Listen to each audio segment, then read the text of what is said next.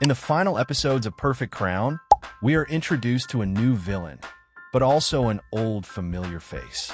That religious man, who always hid his true nature behind a rosary and calm words, may actually be the most dangerous enemy in the entire drama, and perhaps the true person responsible for the still mysterious death of the former king. And just when we were beginning to believe the palace would finally find peace, everything falls apart once again. At the same time, we are shocked by that heartbreaking scene at the end of episode 10, where Huiju discovers that her husband, Prince Ehan, was inside the council hall when the fire began. And from everything we've seen, after being rescued, the prince will now have to fight for his life. After another absolutely incredible episode, where we were emotionally invested in every moment of this couple's journey, we finally realized that Ehan and Huiju were perhaps facing the greatest crisis of trust in their relationship so far. In their desperate attempts to protect each other, they only ended up hurting one another even more. Pride, secrets, and fear created a painful distance between them. But in that moment, for the very first time, they decided to forget the world, leave the conflicts behind, and simply listen to what their hearts truly felt. And once again, we were blessed with one of the most intense and passionate scenes in the entire drama, where all the tension they had been holding back finally exploded. The desire, the longing, and the love between them overflowed in a scene that seemed to scream emotions through every glance and every touch. At the same time, the episode also throws every truth directly in front of us all at once. We finally understand that the cold woman we now know as the queen once had a human heart. A heart that was destroyed by her own father the moment he planted the obsession for power and the crown inside her mind. From that day on, she buried her emotions, abandoned the love she once felt for Ehan, and transformed herself into nothing more than another piece in a cruel political chess game driven by ambition, manipulation, and personal gain. And ironically, it is a child who gives her the greatest lesson of her life. In one emotional scene, the boy confesses that he personally overheard the conversation between her and her father on the day the former king died. And then we see Ehan finally accept the royal decree, while his nephew, who deep down always recognized who the true king was, returns to him what had always belonged to him: his authority, his majesty, and the place he was born to occupy. The only thing missing was the title itself. But in the final episodes of Perfect Crown, we are brutally hit by the consequences of that moment. Because now the Prime Minister finally reveals his true face and shows who he really is.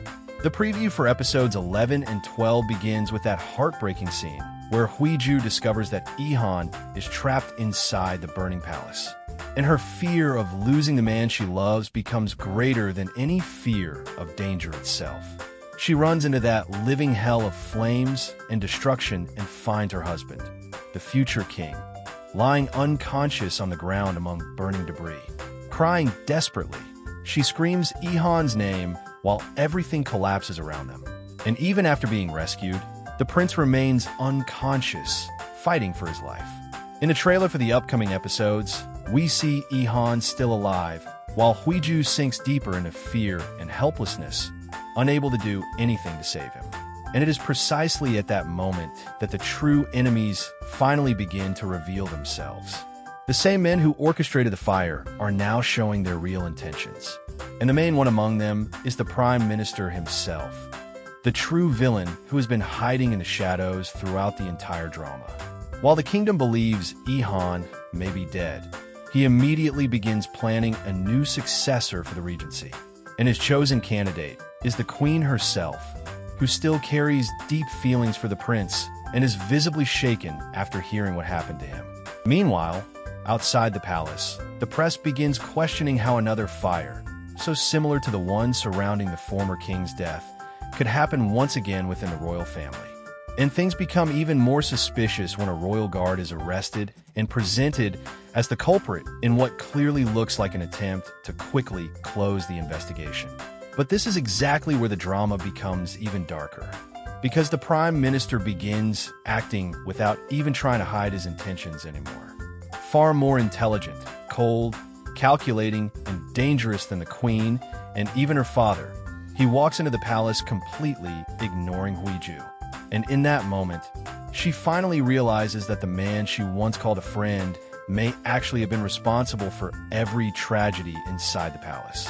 While the ministers discuss the future of the nation and the queen believes she will finally rule without opposition, the preview delivers its biggest twist. Ehan suddenly appears alive before everyone, healthy, conscious, and calmly questioning the rumors of his death in front of those already trying to take his throne. And what makes this even more shocking is that he had regained consciousness hours earlier. But realizing that his enemies would expose themselves if they believed he was dead, Ehan decides to keep his recovery a secret, telling only the people closest to him, especially Huiju, who desperately receives the news that he has awakened. And when she runs anxiously to finally see him again, Ehan surprises her halfway there. He grabs her arm and pulls her into his embrace in a beautiful, emotional, and deeply comforting moment after so much suffering.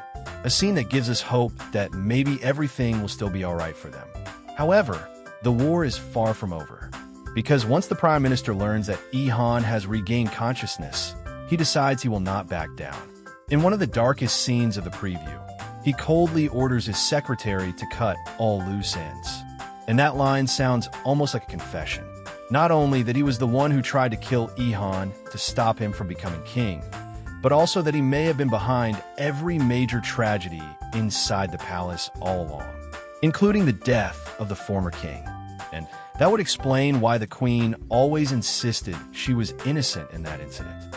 But what makes everything even more terrifying is the mysterious meeting he calls immediately afterward, gathering what appears to be the entire government while he sits in the center of the room as if he has already taken control of the nation. And at that moment, the most terrifying question of all appears: what exactly is the Prime Minister planning now? A coup against the royal family? The final downfall of Ehan before he can officially claim the throne? Or something even worse? And after everything that has happened, Huiju stands beside the prince more frightened than ever and asks whether he truly still trusts the Prime Minister, and to what extent. A question that carries a painful truth. For Ehan, nowhere inside that palace is truly safe until he officially becomes king. And so, everything points toward an absolutely electrifying, emotional, and breathtaking finale, where we finally hope to see Ehan and Huiju ascend the throne, so we can finally call them King Ehan and Queen Huiju. But what about you guys? What are your expectations for the ending of this amazing drama, Perfect Crown? Comment below if you also believe the Prime Minister is actually the biggest villain in the entire series. And if you enjoyed the video, don't forget to leave a like, subscribe to the channel, and turn on notifications so you won't miss any of our upcoming content.